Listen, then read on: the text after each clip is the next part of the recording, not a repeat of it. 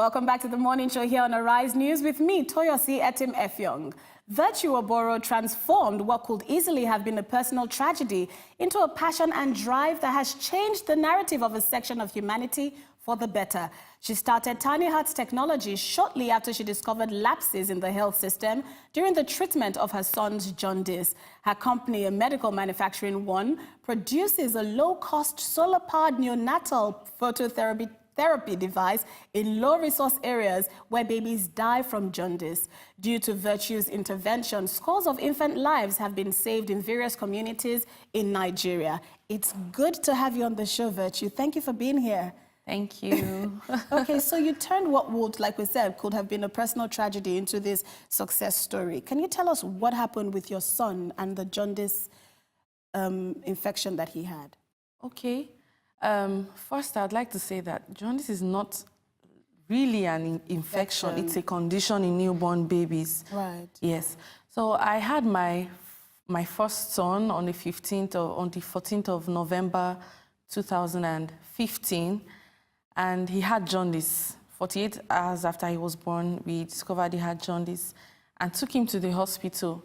But by the time we got to the hospital, you know, the doctor said it was severe jaundice and he needed to treatment had to start immediately, but there were not available phototherapy units for treatment to commence, and then we had to wait for a while. And even when we had a phototherapy unit to treat him, you know, there was no light. So that was a major hitch for us. You know, I was so terrified, in as much as I didn't know how badly the jaundice was going to affect him until after some time. You know, we had to go through an exchange blood transfusion. You know, a baby of just 48 hours. I wasn't alone. I saw other mothers, you know, pacing around the corridor, looking through the windows, waiting for their babies to, you know, come out of there. Quite a number of them too had their babies going through the exchange blood transfusion because their babies' jaundice had already gone quite high, and you know that's the way to bring it down very fast. Yes. Okay, talking about jaundice, is this something that happens during pregnancy or after? Because you said 48 hours later. So are you saying in the 48 hours he got jaundice, or is this something that started in the womb? Okay, well, you see, I'm not a medical practitioner, but you know, from research and from my experience and from what, you know, our volunteer doctors have educated people about, and, you know, jaundice is something that, you know, there are different types. It's either the child is born with it or it comes, you know, 48 hours or 24 to 72 hours after birth. Right. Okay. And is this something that can be prevented? Can jaundice be prevented?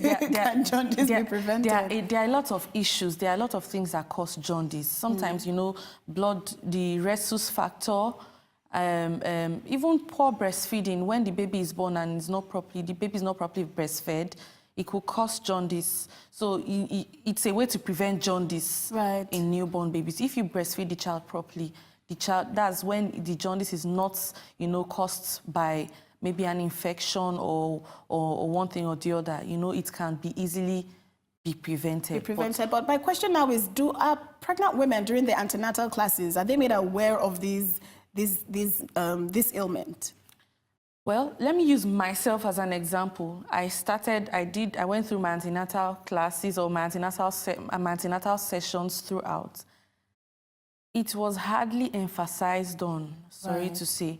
It was hardly emphasized on, and I see that a lot of these women, you know, fellow pregnant women, say things like if their baby has jaundice, they were going to squeeze pawpaw leaves into the mouth of the child, or glucose water, or this or that. Or some of them say, oh, God forbid, my pikin no go get jaundice. That's how they say it. So, you know, and at the end of the day, when the child has jaundice, sometimes instead of taking the child to the hospital, they rely on these things. They rely on these things, or they just take the child, put the child under the sun. The sun is not a bad, you know, it's a source of treatment too. But the mother or the doctors have to check if the sun is what the child needs at that time, or the child needs to be admitted and be and the child needs to go through phototherapy and some other treatments. So these women basically rely on old wives' tales. Yes, okay, yes. But you said earlier that there were other mothers who had this same condition with their children. Yes. But those women did not create this company. You created a company out of it. What gave you this resolve to do something about it? In as much as I was among those women who were worried about their babies, I did not know how bad severe jaundice was until I came out of the hospital. And something just came to my mind. Read about jaundice and the severity and what it causes and all that. Then I began to see that jaundice even kills. I thought it was something very, something small, like, just headache or just, no. But I realized jaundice could kill, could cause hearing loss, mental retardation, a lot of things. And then it goes as far as causing what we call kernicterus, what the layman would call being an imbecile. Right. So when I saw all those things, it's preventable.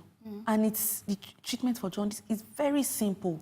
Sunlight, phototherapy, it's something that a lot of infants can easily have access to. True. So why can't they have access to these things? Is it because mothers are ignorant? Is it because they don't have access to phototherapy devices?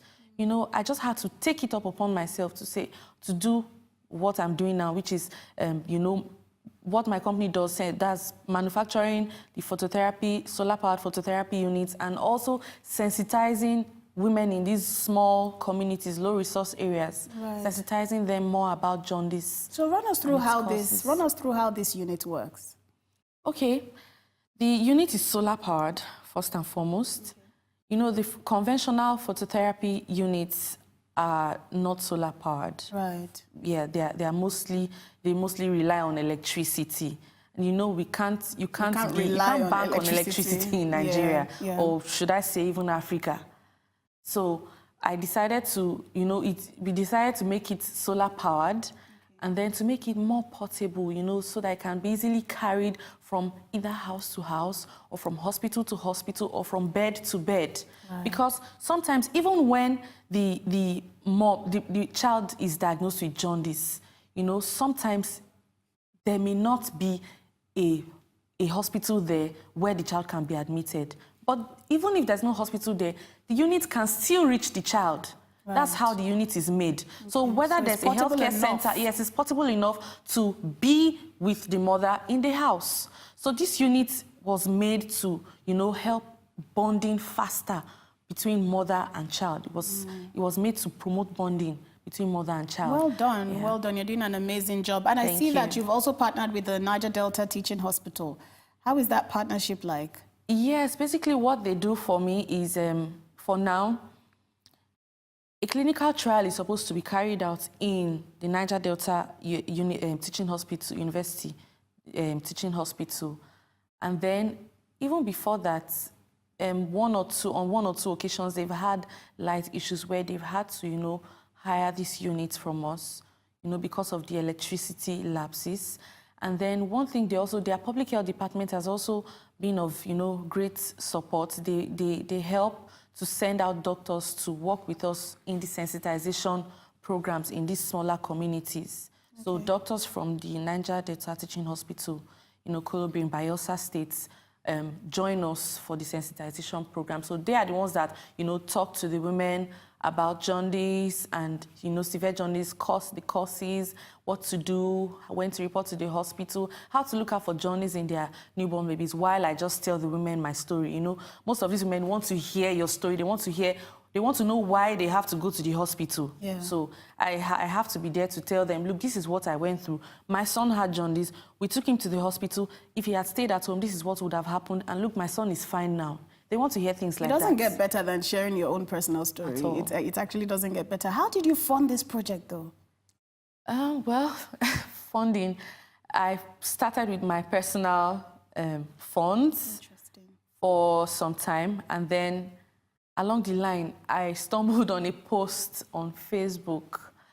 It was about the Diamond Bank Building Entrepreneurs Today. I applied because I saw that there was 3 million naira at the end of the program. I didn't know what it was. I didn't know what it was going to take for me to get the money, but I saw money there, and I applied for the program. But luckily for me, out of 7,500 applicants, and 50,000 people who were other entrepreneurs who were selected to partake in the program, we were 5 winners, and I was among the 5 winners who won 3 million naira to be able to fund this business. So, we've been able to use that money to have more units for hire, to be able to patent the product. It has been successfully patented. Nice. Yes, nice. And then to, all these sensitization programs here and there. I know it looked like 3 million naira was going to be, was going to solve all the your problems. But man, I know there's still a lot of work to do. I like that you say that you started with your own personal funds, because people tend to just wait for a savior to run with the idea. But starting with your own personal fund just shows that there's grit and you actually believe in what you're doing. So how many units have you sold? How many units would you say you've sold? Well, about selling units, we have intentionally held back from selling units for now. What we do is we hire for long term. Because if we decide to start selling units now, we can't meet our demand yet. Right. Yes, we can't meet demand yet. So we've held back a little bit. Some hospitals, I hope you don't mind if I don't have to mention them. Some hospitals have showed interest and they want to buy. So we've given them, okay, this is when we will be able to sell this to you. We've given them an option, okay, we can do a free trial for you for a period of time. You can use the unit for this period of time, and then we have it back. Then we sell to you. We want hospitals to try it out first, see what they're going to, see the value of the units before they, put in their money, so they understand the valime. So basically what you're saying is this unit has been tested and trusted. Yes, it's already working. I'm already losing count of the number of babies that the unit has cured from jaundice. We don't hire directly to these patients. The doctors have to hire from us, or hospitals have to hire from us to use for the patient, so that the use of the unit will not be abused. Right. Yes. So doctors and hospitals have hired from us, and then the testimonies we get from it, in fact, the testimony we get from it is that it even works, faster than they expect, faster than what they have on ground in the hospitals. Nice. So it can't get any better. What are some other success stories you've had with your units? Have you had anybody run up to you and just say thank you? Yes, a lot. So much. If you go to my Facebook page, the official Facebook page, you can see some of the testimonials of, some of the mothers that use the unit. Okay. And then even what's the Facebook account? Tiny Hearts Tech, Tiny Hearts Tech on Facebook. Okay. Yeah. So I discovered that even when the mothers can't speak good English, they try to, madam, I won't tell you, thank you for this thing where you don't do for me. God go bless you. My pikin don't strong. He don't, they're very happy and all that. On one occasion, I've had to give out the unit for free.